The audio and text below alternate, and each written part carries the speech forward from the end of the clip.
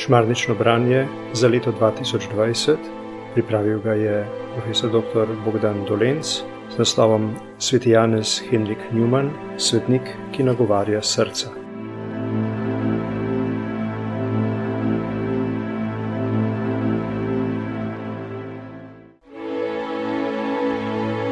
Devetindvajseti dan. Oblak se je umaknil.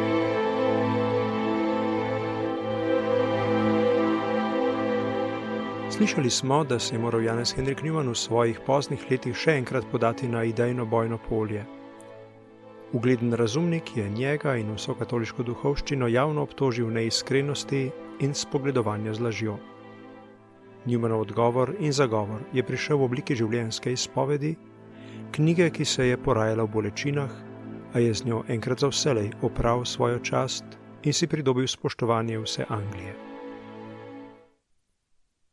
Leta 1878 je v Rimu umrl blaženi papež Pij IX. Ponaša se z najdaljšim papeževanjem v zgodovini cerkve, vodil jo je skoraj 32 let.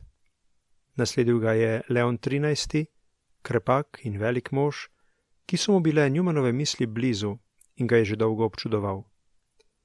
Ugledni možje iz Anglije so mu predlagali, da Newmana imenuje za kardinala. Ko so Newmana povprašali o tem, je povedal, da bi to čast sprejel predvsem zato, da bi javnost enkrat za vselej izvedela, da Rim potrjuje njegovo delo. Ko je leta 1879 prišlo pismo z imenovanjem iz Rima, ga je Newman vesel in hvaležen sprejel. S tem sta bili potrjeni njegova poslušnost in zvestoba cerkvi. Oblak se je zavedno umaknil od mene, je vzkliknil. Še zadnjič je starček, ki si bo kmalu naložil 8 križev, odpotoval v Rim in se tam srečal s papežem Leonom XIII. Ta ga je prijel za roko in jo ves čas pogovora držal. Spraševal ga je, kako uspeva oratorij. Povedal je, kako zelo ga občuduje in kako vesel je, da ga lahko imenuje za kardinala.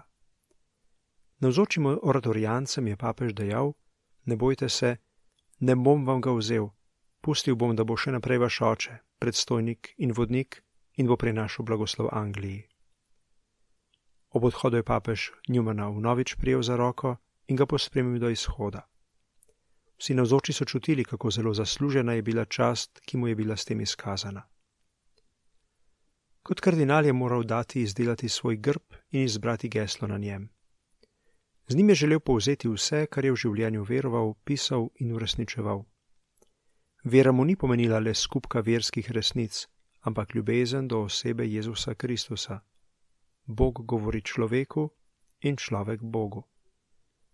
Po skrbnem premisleku je za kardinalsko geslo izbral besede: srce govori srcu. Hotel je reči, tako Bog nagovarja človeka. Tako je skušal tudi Newman nagovoriti vsakega človeka, z ljubeznijo, kot prijatelj. Ob vrnitvi v Anglijo so mu pripravili najprisrčnejši sprejem.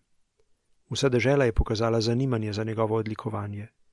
Veselje je preplavljalo katoličane, posebej tiste v Birminghamu, zlasti njegove sobrate in župljane. Ko je vstopil v cerkev, so vsi pokleknili. Oglasile so se orgle, sredi svojih sobratov oratorijancev je bil srečen. Čutil je, da je velika množica ljudi zares vesela njegove vrnitve.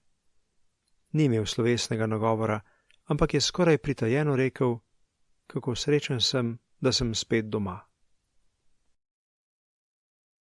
Iz Newmanovih duhovnih spisov. V tebi, Marija, je uresničeno, kar je najvišji sklenil od začetka. Tebe, mojstrovino svojih rok, je okrasil z najsjajnejšo lepoto, kar jih je podelil stvarem in te postavil pred nas. Ljubezniva mati, z vsem svojim bitjem nam govoriš o večnem Bogu, kakor jutranja zarja, ki je tvoj simbol. Tvoja podoba odseva čistost in mir in nas dviga k nebesom. Poslanka prave luči si in upanje romarjev na zemlji. Vodi nas tudi poslej, kakor si nas vodila doslej. Iz te temne noči skozi zmedo nas vodi k Jezusu, vodi nas domov. Kraljica vseh svetnikov, prosi za nas. Sveti Janez Henrik Newman, prosi za nas.